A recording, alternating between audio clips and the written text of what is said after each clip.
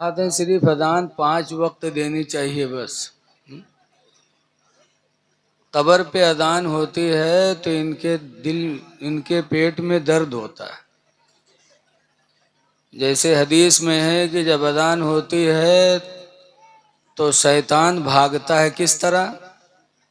पादते हुए। हदीस में आया है कि जब अजान होती है तो शैतान भर भर की आवाज बराबर निकालते हुए भागता है। ऐसे ही जब कब्र पे अजान होती है तो इन बैलुओं के दिल में बहुत दर्द, बहुत तकलीफ, लगता है ये उसी के भाई हैं।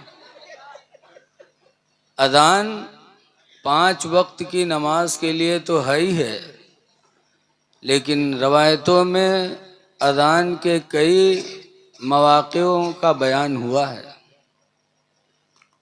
बच्चा पैदा हो रहा हो, औरत को दर्द ज़ेह की तकलीफ हो और औरत तड़प रही हो, बच्चा आसानी से पैदा न होता हो, तो हुक्म है अजान पढ़ो। अजान की बरकत से अल्लाह ताला आसानी से बच्चे को पैदा फरमा देगा।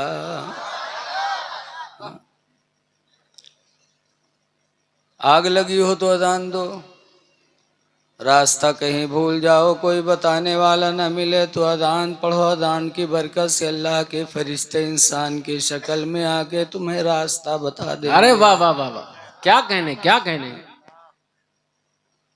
आंधी आ रही हो, तूफान, अजान दो, अल्लाह अजान की बरकत से तूफान को दूर करेगा। कब्र पे भी अजान दी जाती इसीलिए कि कब्र बड़ी दहशत की जगह है, बहुत डर की जगह है। हमारे तुम्हारे बाप आदम अलैहिस्सलाम जब जन्नत से जमीन पे उतारे गए तो जन्नत में तो कभी अंधेरा है ही नहीं, और दुनिया में आए जब सूरज डूबा, रात आई, अंधेरा छाया, तो आदम अलैहिस्सलाम ने कभी अंधेरा देखा नहीं था। जब अंधेरा छाया देखा तो हजरत आदम को तकलीफ हुई, दहशत लगी। जब दहशत हुई तो हदीस में है फनज़ल जिब्रील, तो हजरत जिब्रील अलैहिस्सलाम आसमान से उतरे। व अज़्ज़ना, और हजरत जिब्रील ने अज़ान पढ़ी। जब हजरत जिब्रील ने अज़ान पढ़ी तो सुबह का सवेरा नमूदार हुआ, तो आदम अलैहिस्सलाम के दिल की दहशत ख़त्म हो गई। तो कब्र पे अज़ान इसीलिए दी जाती है। अज़ान बहुत से मौक़े हैं, ये मानते तो हैं लेकिन दिल से नहीं मानते। ये सब बैलवे इमाम अबू हनीफा के मानने वाले कहते हैं, हम सब इमाम आदम के मानने वाले। और इमाम आदम का फतवा सुनो, इमाम आदम पढ़ते थे मदीने में। किसके पास पढ़ते थे? इमाम मालिक के पास। क्या पढ़ते थे? हदीस।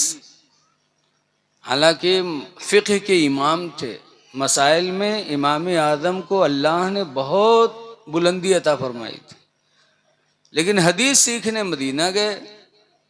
किसके पास पढ़ते थे? हजरत आमश के पास। इमाम मालिक नहीं, मुहद्दिस थे आमश, उनके पास पढ़ रहे थे।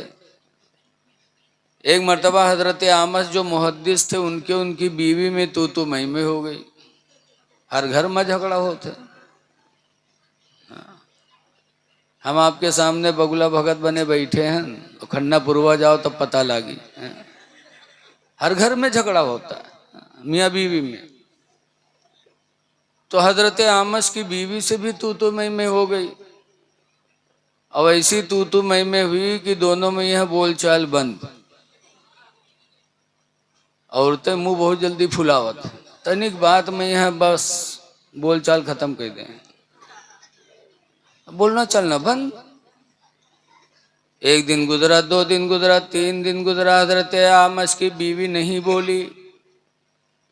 तो हजरत आमश बीवी को डरवाने के लिए शाम को बोले कि 3 दिन हो गया तो नहीं बोली है, आज अगर अजान फजर तक न बोली तो तुझे तलाक है, तलाक है, तलाक है। आखिरी बम यही हो थे मर्द के पास। जब मेहरुआ न डरे तो यही से डरवई है कि अब छोड़ दे तू। उन्होंने कहा अगर अज़ान फजर तक न बोली तो तुझे तलाक है, तलाक है, तलाक है। अभी सोचिन कि अब डराए जी हमसे बोल दी, वह जली बैठी रहे। सोचिस कि आज मौका मिला है, अभी इनसे छुटकारा मिल जाए। अभी बैठे बेचारे इंतजार करें कि अब बोले, अब बोले। वो काहे बोले, उसके काम तमाम होने वाला रहे।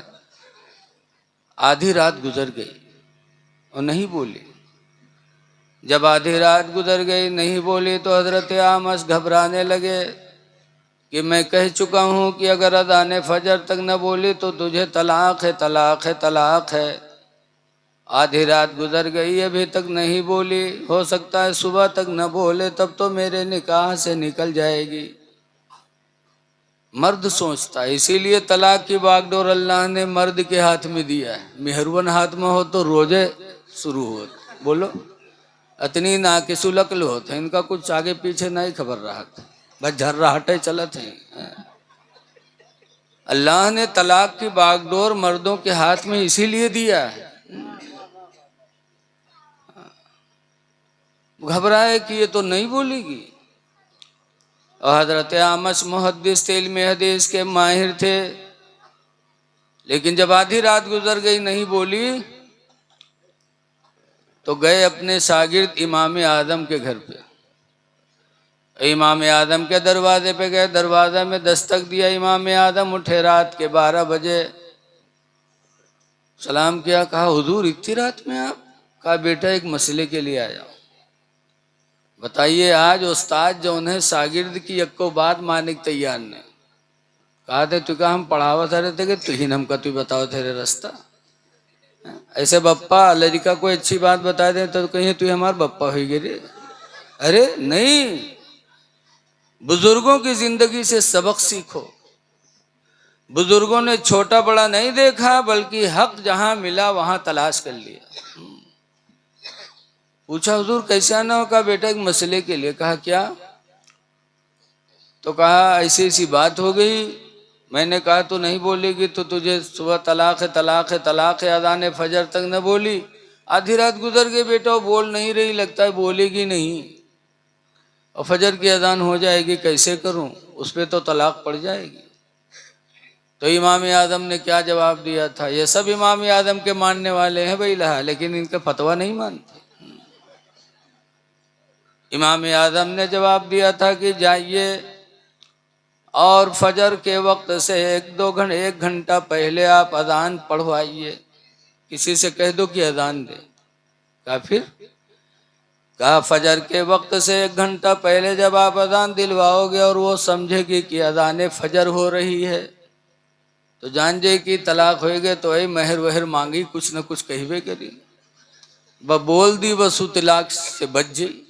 कहे कैसे? कहा वो अजान फजर होगी नहीं।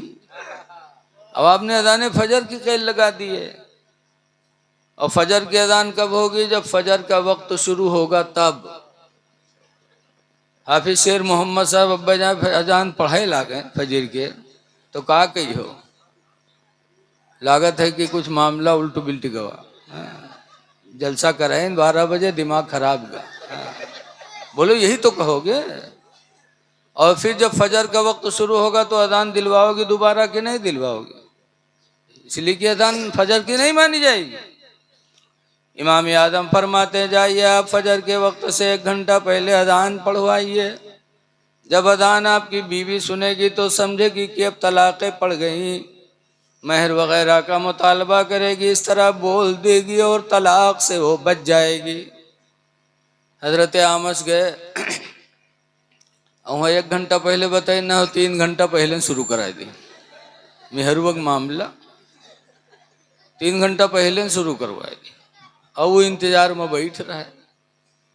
जैसे अजान देने वाले ने अजान शुरू किया,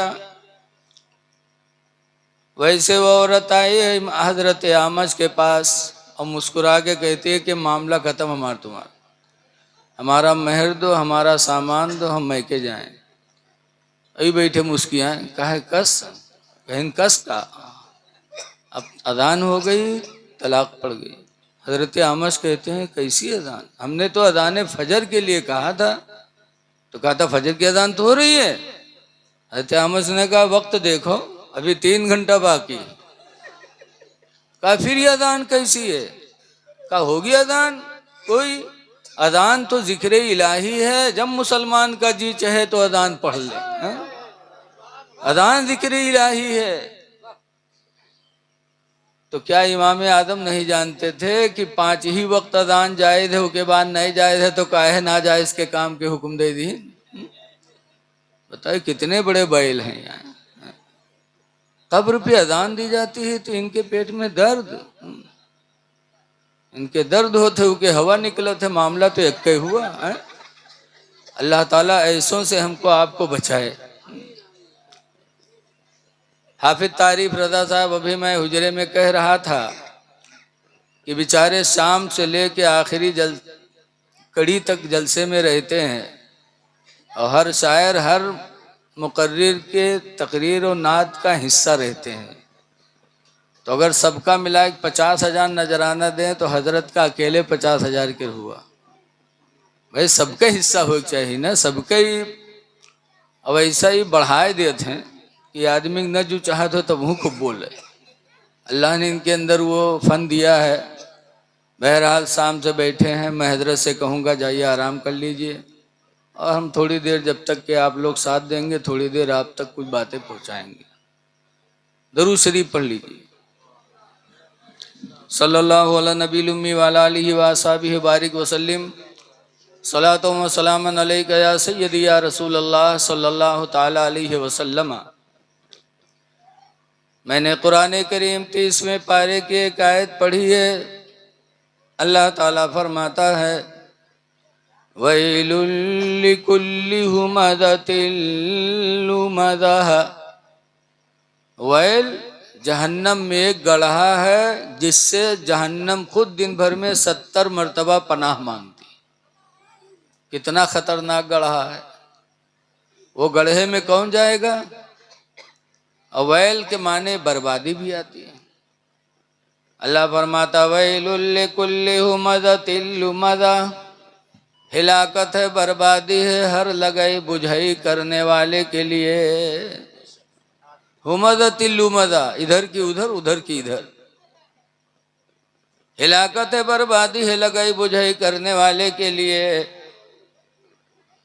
और ये लगाई बुझाई करत को है ज्यादातर गरीब आदमी नहीं करते। गरीब रोजी कमाई क्यों लगाई बुझाई करे? लगाई बुझाई को करत है। अल्लाह कुरान में फरमाता अल्लज़ी जमा मालन व अद्ददा। अब हाल लहरा चुके हैं तो उठ जा, उधर चले जा। अब लहरावे की जरूरत नहीं, सुन इधर का जैसे। अल्लाह फरमाता है इधर के उधर कौन लगाता है? अल्लाह कहता है अल्लज़ी जमा मालन व अद्ददह। वो वही बदनसीब है जिसने गिन गिन के माल को जमा कर लिया। जिसके पास दौलत होएगी वही काम करत है। काहे? ताकि 10 आदमी हमरे सुबह शाम तेल लगावा करें। जब वो पार्टी बंदी कराए रही बड़कवा तो फिर सुबह हुई कि 10 आदमी के द्वारे पाई जी, शाम हुई तो 10 आदमी द्वारे। ये मालदारों का काम है लगाई बुझाई करके लोगों में तोड़ना। ए मेरी माँ बहनों बच्चियों जरा चुप रहो, थोड़ी देर के लिए चुप हो जाओ। नींद आए तो घर चली जाओ, बेहतर है, लेकिन बगबगाओ नहीं बैठ के। हाँ। तुम्हारी आवाज भी औरत है। स्टेज के पास बैठी हो, यहाँ बोल रही हो, तुम्हारी आवाज। अल्लाह ताला कुरान करीम 18वां पारा में फरमाता है सूरह नूर के अंदर वला यदरिबन बिअरजुलिहिन्ना। कोई औरत अपने पैर को जमीन पर जोर से न रखे। लियुलिम मा युखफीन मिन ज़ीनतिहिन्ना। कि कहीं ऐसा ना हो कि उसके जेवर खन से बजें और उनके जेवर के खन के बजने की आवाज किसी गैर मुहरिम के कान में न चली जाए। घर में औरत रहे तो पैर जमीन पर जोर से न रखे कि जेवर के बजने की आवाज कहीं दूसरा सुन न ले। और यहाँ खुदे बैठ के बकबगई हो तो कैसे काम बने बताओ। जब जेवर के बजने की आवाज पर इस्लाम ने पाबंदी लगा दी तो औरत की आवाज पर तो बदर्जे औला पाबंदी। आई हो पर्दे के साथ बैठ के सुनो, हो सकता है अल्लाह दिल की दुनिया बदल दे, इसलिए कि तुम्हारी गोद इस्लाम का सबसे पहला मदरसा है। सबसे पहला मदरसा माँ की गोद। अगर माँ की गोद में बच्चा कामयाब हो गया तो हर जिंदगी के हर मदरसे में वो कामयाब होता जाएगा। तुम बड़ी कीमती हो, तुम्हारी गोद बड़ी कीमती है। इसीलिए कहा जाता है उतलुबुल इल्मा मिनल महदी, माँ की गोद से इल्म दीन सीखा करो। मदरसा बाद में है, माँ की गोद पहले। तो आप बड़ी अच्छी हैं, आप ही की गोद से वली पैदा हुए, आप ही गोद से नबी पैदा हुए, आप ही की गोद से सहाबी पैदा हुए, आप ही की गोद से शहीद पैदा हुए। बड़े मर्तबे आपके हैं।